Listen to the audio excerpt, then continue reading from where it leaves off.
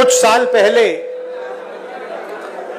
अमित शाह ने बयान दिया, एक बार नहीं अनेक बार, कि अब बीजेपी की सरकार 40-50 साल चलेगी।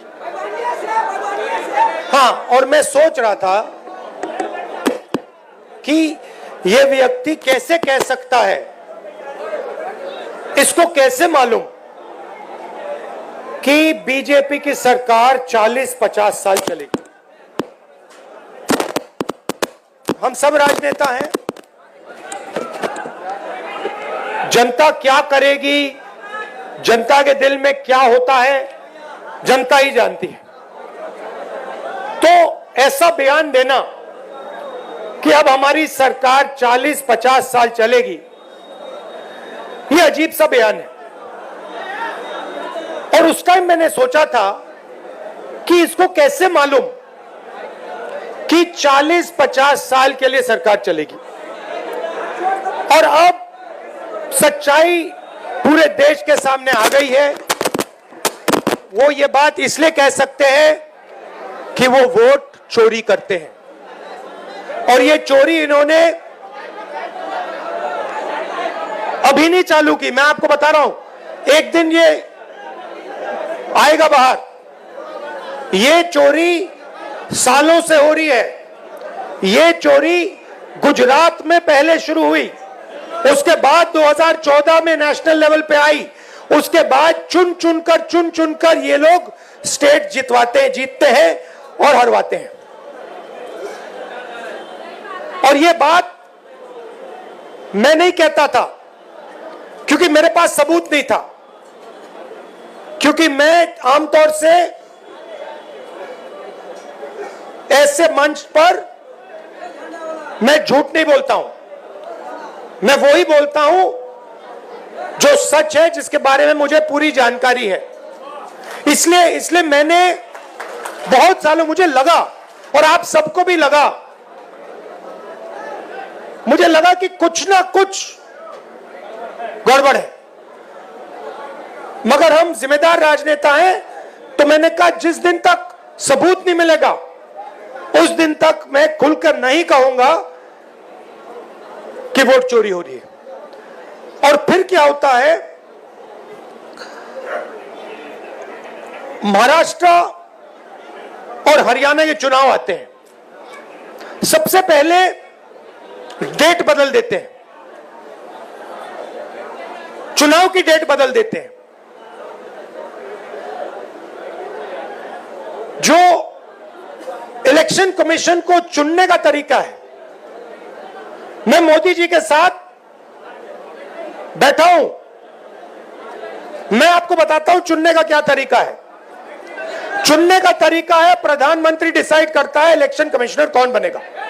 वहां पे विपक्ष के नेता को बैठा देते हैं, वो सीधा कहते हैं भैया हमें लग रहा है कि इस आदमी को बनना चाहिए, विपक्ष का नेता रोक नहीं सकता। फिर 2023 में, भैया शांत हो जाए, 2023 में बीजेपी ने एक नया कानून बनाया। क्या था कि इलेक्शन कमिश्नर पर कोई केस नहीं लगाया जा सकता है। आप सोचिए, हिंदुस्तान के सब नागरिक पर केस लगाया जा सकता है। आप कुछ गलत करो, पुलिस आ जाएगी, एफआईआर हो जाएगा। 2023 तक इलेक्शन कमीशन और इलेक्शन कमिश्नर पर केस किया जा सकता था। 2023 में छुपे बीजेपी ने कानून बदला। नया कानून कहता है कि इलेक्शन कमिश्नर पर कोई जुडिशियल कार्रवाई नहीं की जा सकती, कोई केस नहीं लगाया जा सकता। अब आप पूछिए अपने आप से कि यह कानून क्यों बनाया गया? चोरी करवाने के लिए, कि ये लोग बिना डरे चोरी कर पाए। तो महाराष्ट्र में इन्होंने क्या गलती की, ये थोड़ा ज्यादा कर दिया। गलती से ये डरे हुए थे, तो इन्होंने कहा कि भैया महाराष्ट्र का चुनाव है, हरियाणा का चुनाव है, इसको जीतना है। इन्होंने चोरी थोड़ी ज्यादा कर दी, हमने पकड़ ली। जैसे अगर कोई आपके बटुए से 10 रुपए चोरी करे, शायद आपको पता ना लगे, मगर अगर एक दिन आपके बटुए में से 1000 रुपए गायब हो गए तो आप कहोगे भैया ये तो किसी ने चोरी की है। यही हुआ हरियाणा में और महाराष्ट्र में। महाराष्ट्र में आप सुनिए, महाराष्ट्र में लोकसभा में हमारी पार्टी जीतती है, स्वीप करती है, ज्यादा से ज्यादा सीटें महाराष्ट्र में हमारा गठबंधन जीतता है। 4 महीने बाद हमारी 3 पार्टियां वहां पे, बड़ी बड़ी पार्टियां हैं, गहरी पार्टियां हैं, कांग्रेस पार्टी, एनसीपी, शिवसेना, तीनों मिलकर लड़ रही थी, गायब हो गई, तीनों की तीनों गायब हो गई। मतलब हमें 15 सीट मिल रही है, शिवसेना को, एनसीपी को मिला, सबको मिला के 25-30 सीटें मिल रही हैं। तो हमने पता लगाना शुरू किया। पता क्या लगा कि लोकसभा के बाद इलेक्शन कमीशन ने लाखों, तकरीबन 1 करोड़ से थोड़े कम नए वोटर लिस्ट में डाल दिए। नए वोटर लिस्ट में डाल दिए, और जहां भी नए वोटर आए वहां पे बीजेपी जीती। हमारे वोट कम नहीं हुए। अगर लोकसभा में हमें 100 वोट मिले, विधानसभा में हमें 100 वोट मिले, हमारे वोट कम नहीं होते, बीजेपी के बढ़ते हैं। कहां बढ़ते हैं? जहां नए वोटर आए। और हमने पूछा इलेक्शन कमीशन से कि भैया बताइए ये हैं कौन, ये कहां से आए, इनकी लिस्ट दीजिए हमें। इलेक्शन कमीशन कहता है नहीं देंगे। क्या कर लोगे? हम नहीं देंगे। उसके बाद हमने कहा देखिए वीडियोग्राफी का कानून है, आपने देखा होगा पोलिंग बूथ में वीडियो कैमरा लगे हुए हैं, देखा आपने? हमने कहा चलो लिस्ट नहीं देनी तो वीडियोग्राफी दे दो, हम देखना चाहते हैं कितने लोगों ने वोट किया, कब किया। कहते हम नहीं देंगे। और उसके बाद उन्होंने कानून बदल दिया और कहा कि 45 दिन के अंदर वीडियोग्राफी को रद्द कर दिया जाएगा, डिस्ट्रॉय कर दिया जाएगा। तो महाराष्ट्र में हमने पकड़ लिया इनको, हरियाणा में भी यही किया। फिर मैंने क्या किया, मैंने कांग्रेस पार्टी के हमारे जो लोग हैं उनसे कहा कि एक काम करो, कर्नाटक में एक सीट में जाकर गहराई से देखो हुआ क्या। तो बेंगलोर सेंट्रल सीट हमने चुनी और उसमें एक असेंबली में हमने काम शुरू किया। कागज की लिस्ट थी, 8 फुट कागज के, मतलब इतने बड़े, 200-300 किलो के लिस्टें थी कागज की। उसमें क्या करना है? आपका नाम क्या है? हाँ आपका नाम? हाँ, उसमें क्या करना पड़ा हमें? मोहम्मद अख्तर जी का चेहरा लाखों दूसरे चेहरों से फोटोग्राफ को मिलाना पड़ा। मतलब इनकी फोटो देखी और हर फोटो से मिलानी पड़ी, इनका नाम देखा, हर नाम से मिलाना पड़ा, इनका एड्रेस देखा, हर एड्रेस से मिलाना पड़ा। 6 महीने लगे। 30-40 लोग 16-16 घंटे काम किए। हमें पता लगा कि महादेवपुरा असेंबली में 1 लाख फर्जी वोटर थे। कोई वोटर 4-5 बार उसका नाम आ रहा है, इस बूथ में आ रहा है, इस बूथ में आ रहा है, इस बूथ में आ रहा है, उस बूथ में आ रहा है। छोटा सा घर है, एक बेडरूम का घर है, उसमें 70-80 लोग रहते हैं। जब हमने आदमी भेजा, भाई पता लगाओ इसमें 70 लोग रहते हैं, कहते भैया यहां तो कोई रहता नहीं है, यहां तो 4 लोग रहने। 1 लाख नए वोटर इन्होंने एक असेंबली में ऐड कर दिए। अब सुनिए, अगर आप उस असेंबली को हटा दो, माधेपुर, वो बेंगलोर सेंट्रल में 7 असेंबली हैं, अगर आप उस असेंबली को हटा दो तो 6 की 6 में कांग्रेस पार्टी जीत रही थी। अगर आप वो एक असेंबली जोड़ दो, वो जो 1 लाख वोटर ऐड किए वो सारे के सारे बीजेपी को गए और बीजेपी लोकसभा जीत गई। अब हमने प्रेस कॉन्फ्रेंस की, देश के सामने, दुनिया के सामने, और दूध का दूध पानी का पानी हो गया। आप नोट करो, बीजेपी के एक नेता ने, आमतौर से हर चीज पे टिप्पणी करते हैं, मेरे प्रेस कॉन्फ्रेंस पे बीजेपी के एक नेता ने बयान नहीं दिया। मोदी जी ने एक शब्द नहीं बोला, अमित शाह ने एक शब्द नहीं बोला। जब चोर को पकड़ा जाता है, चोर बिल्कुल चुप हो जाता है। जब पुलिस वाले उससे पूछते हैं क्या किया, बिल्कुल चुप हो जाता है, कुछ बोलता नहीं हो, क्योंकि जानता है कि भैया पकड़ लिया, फंस गया। तो ये हुआ है। अब वोट का क्या मतलब है? आप कहोगे ठीक है भैया, बीजेपी वोट ले गई, वोट बढ़ा दिए, बिहार में 65 लाख वोट कम कर दिए। अच्छा, इनका तरीका मैं आपको बताता हूं। ये क्या करते हैं, ये 65 लाख वोट कम करेंगे और फिर 65 लाख वोट जोड़ेंगे, ये इनका गेम है। तो अब आप भैया माइक तो ठीक कर दो।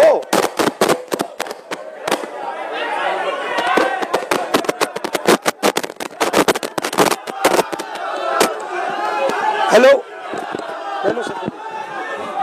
Just get me. ये भैया कह रहे हैं कि हिल रहा है इसलिए बाइक नहीं चल रहा। भैया ये बिहार की क्या हालत है कि मेज हिल रही है तो बाइक माइक नहीं चल रहा। तो अब आप कहोगे ठीक है भैया, इलेक्शन चोरी कर रहे हैं, तो क्या हुआ, मैं आपको बताता हूं। देखिए, इस संविधान में लिखा है कि हिंदुस्तान के हर नागरिक को 1 वोट मिलेगा। 2 नहीं मिलेंगे, 5 नहीं मिलेंगे, आधा नहीं मिलेगा, 1 मिलेगा। मतलब अगर दलित है, ईबीसी है, पिछड़े वर्ग के हैं, मुसलमान हैं, हिंदू हैं, जो भी हैं, 1 वोट मिलेगा, 2 नहीं, आधा नहीं। अंबानी जी का जो बेटा है उसे उतने ही वोट मिलते हैं जितने देश के सबसे गरीब बच्चे को मिलते हैं, 1। और वोट को सबसे ज्यादा किसको जरूरत होती है? आप क्या सोचते हो, अंबानी जी को वोट की जरूरत है? कोई फर्क पड़ता है उनको? वोट डाले ना डाले कुछ फर्क नहीं पड़ता। बैंक के दरवाजे उनके लिए खुले हैं, कर्जा माफ उनका खटाखट होता रहता है। उनका बच्चा कहता है भैया मुझे बिजनेस करना है, 2 मिनट में बिजनेस कर सकता है। वोट किसको चाहिए? वोट हिंदुस्तान के गरीब लोगों को चाहिए, क्योंकि इसके बिना आपके कोई अधिकार नहीं है।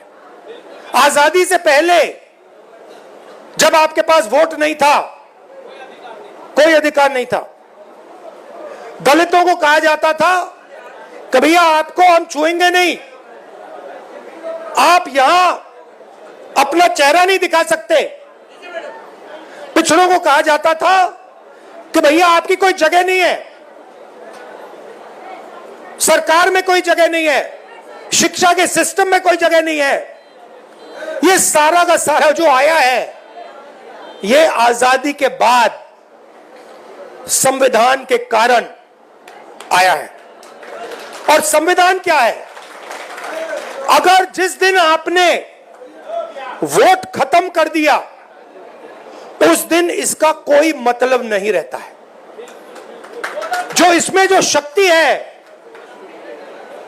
ये किताब नहीं है, ये हिंदुस्तान की शक्ति है, हिंदुस्तान की आत्मा की शक्ति है।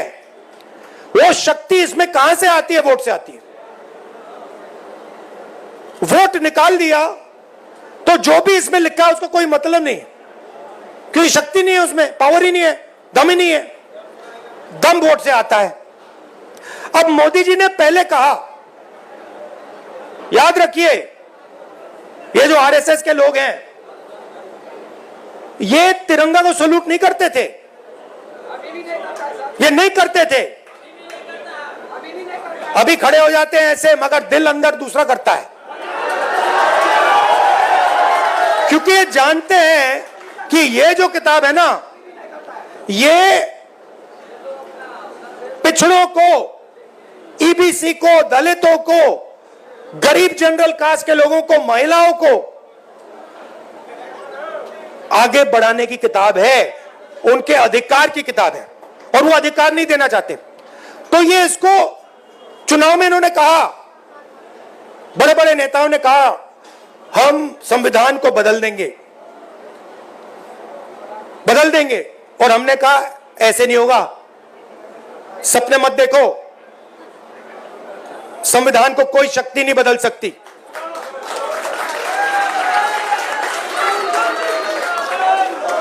मगर हमें यह नहीं मालूम था, शक था मगर सबूत नहीं था कि ये इसको खत्म करने में लगे हुए हैं, क्योंकि ये वोट चोरी कर रहे हैं। तो हम आके यहां भाषण देंगे, मैं भाषण दे रहा हूं और मैं कहना चाहता हूं जो तेजस्वी जी ने कहा, अंबेडकर जी का सपना, गांधी जी का सपना, कर्पूरी ठाकुर जी का सपना, उसको पूरा करना चाहते हैं। मगर अगर वोट नहीं है उसको कोई मतलब नहीं है। हम यहां जितने भी भाषण करना चाहें हम कुछ नहीं कर पाएंगे अगर वोट नहीं है। मैंने भाषणों में कहा भैया 50% की जो दीवार है रिजर्वेशन की, उसको हम तोड़ देंगे, बिना वोट के नहीं तोड़ सकते, सवाल नहीं उठता। हम मतलब भाषण देते रह जाएंगे। अगर वोट चला जाएगा, आरएसएस का कंट्रोल हिंदुस्तान की संस्थाओं पर होगा और जो प्रगति होनी चाहिए वो नहीं होने वाली। इसलिए हमने वोटर अधिकार यात्रा यहां शुरू की। आप क्या सोचते हो, एक बार आपका वोट चला गया उसके बाद भैया राशन कार्ड जाएगा, उसके बाद आवास जाएगा, उसके बाद जमीन जाएगी। ये अंबानी आता, अदानी आता है और किसानों की जमीन ले जाता है। किसान लड़ कैसे पाते हैं? लड़ इसलिए पाते हैं क्योंकि ये है, क्योंकि किसान कहता भैया अगर आपने हमारी जमीन ली तो देखना चुनाव में हम आपको दिखा देंगे। अगर ये चला गया तो किसान कुछ नहीं कर पाएगा, मजदूर कुछ नहीं कर पाएगा, सारा का सारा डर जो है चला जाएगा। मोदी जी आपको टीवी पे दिखते हैं, एक बार चोरी पूरी हो गई वो दिखेंगे भी नहीं, वो अंदर बैठ जाएंगे रेसकोर्स रोड के। वो अलग बात है कि थोड़ी देर बाद बैठना पड़ेगा उनको, क्योंकि इतना गुस्सा है जनता के दिल में। बिहार को देखो, यहां पे आप यात्रा में आओ, देखो क्या हो रहा है। मतलब लाखों लोग आ रहे हैं, कह रहे, बच्चा बच्चा कह रहा है वोट चोर, वोट चोर, वोट चोर। अच्छा, बच्चे को समझ आ गई बात। मेरे पास बच्चे आ रहे हैं, कान में कह रहे हैं वोट चोर, वोट चोर है, वोट चोर, मोदी वोट चोर है, और मीडिया वालों की बात समझ नहीं आ रही। अच्छा, इनसे पूछना, एक बात पूछना इनसे, अभी मीटिंग के बाद इनसे पूछना, भैया एक बात समझाइए, ये जो आपके एंकर हैं, ये जो आपके एडिटर हैं, इनमें ईबीसी, ओबीसी, दलित क्यों नहीं दिखाई देते? ये जो बड़े बड़े रिपोर्टर हैं, ये करते हैं, टॉक शो करते हैं, डिबेट करते हैं, इनसे पूछिए भैया 90% आबादी इसमें है क्यों नहीं? एक आपको ओबीसी नहीं मिलेगा, एक दलित नहीं मिलेगा, एक बैकवर्ड नहीं मिलेगा, नहीं मिलेगा, पूछ लो, एक नहीं मिलेगा। ये भैया आपकी आवाज नहीं है, ये बात याद रखिए, ये नरेंद्र मोदी की आवाज है, इनकी गलती नहीं है बेचारों की। देखिए इनको सैलरी लेनी है, इनको बच्चों को स्कूल भेजना है, इनकी गलती नहीं है, इनके मालिकों की बात कर रहा हूं, इनकी मजबूरी है बेचारों की, है ना। तो देखिए मैं आपको बताता हूं, मुझ में अजीब सी बात है, जब मैं छोटा सा था तब से, जब मैं मन बना लेता हूं ना कि ये करना है, बस गया काम, वो होगा। और मैं बता रहा हूं, मैं मतलब आधा काम नहीं करता हूं। मैंने कहा था कि जमीन अधिग्रहण बिल होगा, आधी कांग्रेस पार्टी खिलाफ खड़ी हो गई थी, मैंने कहा भैया आप करो जो करना है, ये होगा, मैंने करवा दिया। तो मेरा कहना है, एक बात आप लोग समझ लीजिए कि 90% जो लोग हैं, तकरीबन 50% बैकवर्ड कास्ट में आते हैं, उसमें ईबीसी है, ओबीसी है, तकरीबन 15% दलित हैं, उसमें महादलित भी हैं, तकरीबन 15% माइनॉरिटीज हैं। नहीं, बिहार की बात नहीं कर रहा हूं, देश की बात कर रहा हूं। और आदिवासी तकरीबन 9%, सबको जोड़ लो 90% हो जाता है। और मुझे क्या दिख रहा है कि इस देश में 90% को कुछ मिलता ही नहीं है, आप देखते रह जाते हो। तो आने वाले समय में जो 90% है, उसको राजनीति में, हिंदुस्तान के इंस्टीट्यूशंस में, सारी जगह भागीदारी मिलनी होगी। और एक नए तरीके से सोचकर हमें विकास करना पड़ेगा। और मैं आपको सीधा बता देता हूं, जो मैं कहता हूं, जिस प्रकार से मैं साफ कहता हूं, मुझे मतलब मैं झिझकता नहीं हूं। जाति जनगणना, हाँ, जाति जनगणना तो फाउंडेशन है उसका। सबसे पहले जाति जनगणना में दूध का दूध पानी का पानी हो जाएगा, कौन क्या है क्या नहीं है कहां है सब पता लग जाएगा। और तेलंगाना में हमारा मॉडल है, रेवंत रेड्डी जी आए हैं, तेजस्वी जी की भी उनसे बात हो रही थी, डिटेल में हमने किया है, मतलब वो ब्लूप्रिंट है विकास का, ठीक है। तो एक नए तरीके से हम विकास के बारे में सोचेंगे, जिसमें सब लोगों को लगेगा कि देश हमारा है, देश की संस्थाओं में हमारे भी लोग हैं और मजा आ रहा है। ये बदलाव हम लाएंगे, टाइम लगेगा क्योंकि वोट चोरी कर रहे हैं, मगर मैं आपको कह रहा हूं ये आएगा, आप देखना, ये जबरदस्त तरीके से हम बदलाव लाने वाले हैं। आपने अपनी शक्ति दी, आपने ये जो क्रांति होती है ना हिंदुस्तान में, मुझे कहते थे कि हिंदुस्तान में क्रांति बिहार से आती है, मुझे कहते थे कि जो भी राजनीतिक बदलाव आता है, क्रांति आती है बिहार से आती। और मैं सोचता था हाँ, गांधी जी चंपारण आए थे, बिहार में क्रांति होती है, मगर कैसे होती है। और इस यात्रा में मुझे दिखा कि भैया आप समझ लो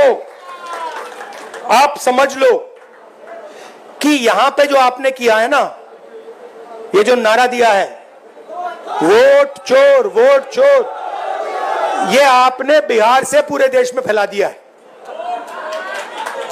पूरे देश में फैला दिया आपने।